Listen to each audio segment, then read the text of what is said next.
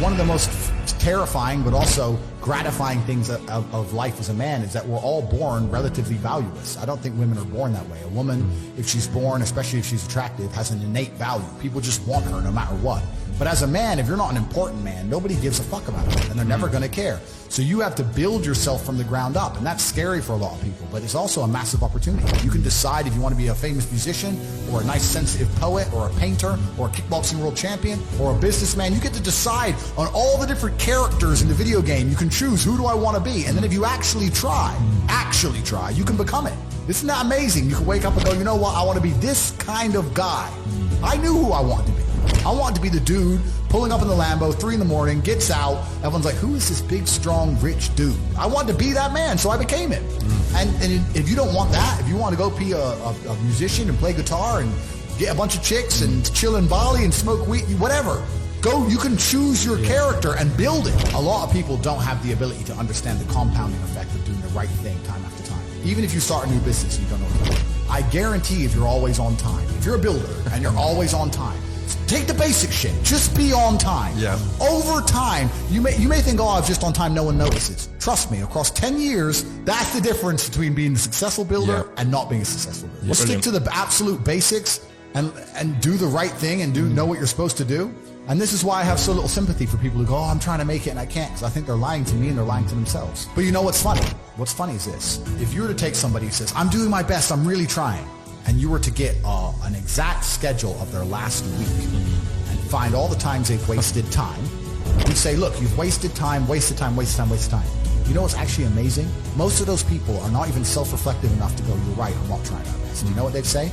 Well, I have to rest sometimes. Well, I have to just have a social life. Well, they'd be so arrogant. Because they're arrogant. I had to do my Facebook. Yeah. No matter, you'd even show them, here's where you fucked up. Well, you know, I have to, oh, you're crazy. And then they go back to being a loser. A lazy person thinks he's working too hard, and a successful person thinks he isn't working hard enough. And we're doing 20 times the work they are. And we're like, oh, I could have done more, could have done this. Oh, I missed that today, can't miss that again. Oh, I should have taken that call. I should have flown there. I should have. That's, you know, we have guilt about it. They don't give a solitary fuck. And even if you pointed it out to them, they'd sit there and go, oh, yeah, they'd make some excuse for it. I've been so difficult on myself. It's very hard for me to look at somebody who's refused to be difficult on themselves and see them as my equal or feel sympathy or pity for them. Why would I feel pity for somebody who took the easy route when I took the hardest possible route? Yeah. I took the hardest possible way to be the man I am, and you were too big of a and now you want me to feel sorry for you? I don't feel sorry for you. Yeah. I don't feel sorry for these people. And because as a man, you can be anything you decide you want to be. That's the beauty of being a male. You can build your character completely from the ground up, just like a video game. Every single thing about me that people respect, I build.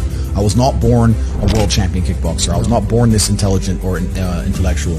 I was not born this rich. I was not born this strong. I was not born this confident. I was not born this interesting. I was not born this charismatic and humble and gorgeous and tall and strong and sexy. I was not born none of these things. I became these things myself, so I deserve all the spoils of war. And anybody who decides they don't want to work hard enough to become those things, then they deserve to sit and accept they're my inferior. Yeah. That's their problem. I couldn't sleep when I was broke, and this is where we're talking about the being uncomfortable and how it can motivate you. When I didn't have enough money to buy whatever I wanted, I couldn't fall asleep at night because I understood there are people out there that did, and I didn't see them as better than me. And I thought, why are these people who I don't see as my superior living an experience that I can't live? And it bothered me to the point where I could not sleep. So yeah, that was real. When you talk about suffering mentally, I don't really consider that suffering. I have had a very painful life. I still think to a degree I do, but that's self-inflicted. But I can't imagine living any other way. I can't imagine living in this idea, this utopian, every day, just, you know, girls, drink, hedonism. I don't want it. Yeah, it's degenerate. I think the only thing you can do that's not degenerate is usually be fighting a battle or solving a problem. Good. Yeah, growth. Yeah, so you need to either fight a battle or solve a problem to avoid degeneracy, which means I'm constantly looking for them. I'm currently one of the largest battles a man can possibly take on. I'm taking on the Matrix, the most powerful people on the planet. Right, yeah. So, yeah, is my life difficult? Yeah. Am I complaining about that? No. In fact, I'd hate it for it to be any other way.